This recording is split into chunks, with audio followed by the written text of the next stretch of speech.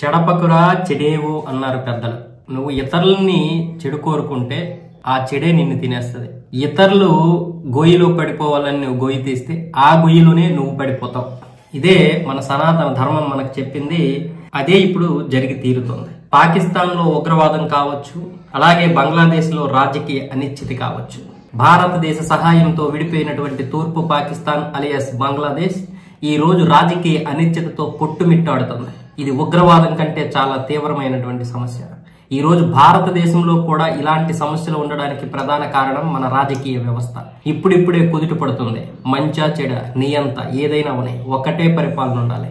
ఈ రోజు చైనా అంత అభివృద్ధి చెందిందంటే కేవలం ఒకే పార్టీ ఈ రోజు మొత్తం పరిపాలన కొనసాగిస్తుంది కాబట్టి. ఈ రోజు బంగ్లాదేశ్ లో చూసుకున్నట్లయితే అవామా లీగ్ ని పక్కకు తోసేసి ఆ ప్రధానమంత్రిపై దాడులు చేసి ఎవరు షేక్ హసీనాపై అసలు ఒక ప్రధానినే ప్రజలు శాసించే పరిస్థితికి వచ్చారు. అంటే ప్రజలంటే ప్రజలు కాదు, వేర్పాటువాదులు ఒక ప్రధానిపై దాడి చేసి ప్రధాని యొక్క భద్రతని కూడా చెల్లాచెదురు చేసి బంగ్లాదేశ్ నుంచి బయట దేశమైనటువంటి భారతదేశం పారిపోయేలా చేసినటువంటి ఆ వేర్పాటువాదులు ఈ రోజు ఏ విధంగా బ్రతకగలుగుతారు? ఈ రోజు మహమ్మద్ యూనస్ తాత్కాలిక ప్రభుత్వంలో ప్రధానిగా బాధ్యతలు చేపట్టిన తర్వాత బంగ్లాదేశ్ లో రాజకీయాలు పూర్తిగా మారిపోయాయి. అవామీ లీగ్ని లేకుండా చేస్తున్నారంటే అక్కడ ఉన్నటువంటి ప్రతిపక్షం అధికారం చేపట్టడానికి కాదు, ఎవరికి వారే యమునా తీరే అన్నట్లుంది బంగ్లాదేశ్ పరిస్థితి. దాదాపు 4-5 రాజకీయ పార్టీలు ఇప్పుడు అక్కడ పదవుల కోసం కొట్టుకుంటుంటే సైన్యం వచ్చేసి మొత్తం బంగ్లాదేశ్ ని లాక్కొని బంగ్లాదేశ్ ఇప్పుడు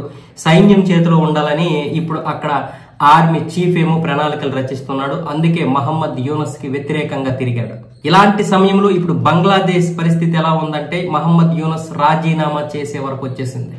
మరి నా వల్ల కాదు, ఒకవైపు రాజకీయ పార్టీలు ఏవి నాకు సహకరించడం లేదు, ఒకవైపు ఆర్మీ చీఫ్ కూడా నాకు సహకరించడం లేదు. ఇలాంటి విభేదాల మధ్య నేనైతే మాత్రం ఇలా పరిపాలన కొనసాగించలేనని చివరికి చేతులెత్తేసినటువంటి మహమ్మద్ యూనస్ ఈ రోజు బంగ్లాదేశ్ నట్ట నడుమును మునిగిపోయింది. రాజకీయం అనే ఒక సముద్రంలో మునిగిపోయింది బంగ్లాదేశ్. అయితే బంగ్లాదేశ్ కి అసలైనటువంటి సమస్య ఏంటో చెప్పనా? ఈ రోజు మన దేశంలో ఉన్నటువంటి బంగ్లాదేశ్ రోహింగ్యాలు ఎవరైతే ఉన్నారో ఈ కోట్ల కొలది రోహింగ్యాలందరినీ తీసుకెళ్లి బంగ్లాదేశ్ లో వదిలేస్తే అసలైన సమస్య వస్తుంది. వాళ్ళందరూ ఉగ్రవాదులు కాకపోవచ్చు, కానీ ఈ దేశాన్ని సర్వనాశనం చేయడానికి ఎవడైతే పూనుకుంటాడో వాడికి సపోర్ట్ చేసే వెధవలుగా తయారవుతున్నారు ఈ రోజుల్లో. వాళ్ళ ముఖాలు చూస్తే మనకి ఎంత జాలి దయ కనిపిస్తుందో తెలుసా? చిరిగిపోయిన బట్టలు, మాసిపోయిన ముఖాలు, ఒక దీన స్థితిలో కనిపిస్తారు. వీళ్ళనే మనం పంపించేస్తున్నాం బయటికి. ఇలాంటి వారిపైన మన దాష్టికం, ఇలాంటి వారిన మన దేశంలో లేకుండా బంగ్లాదేశ్ పంపించేయాలని చూస్తున్నటువంటి ఇలాంటి కర్కశమైనటువంటి ప్రభుత్వాల మన దేశంలో ఉన్నాయని మనమే అనుకునే విధంగా వాళ్ళు ఫేసులు పెడతారు, దీనంగా పెడతారు. ముక్కు నిండా చీముడు, ముఖం నిండా కంపు, చూపురు జుట్టి, ఏమీ తెలియని అమాయకత్వం.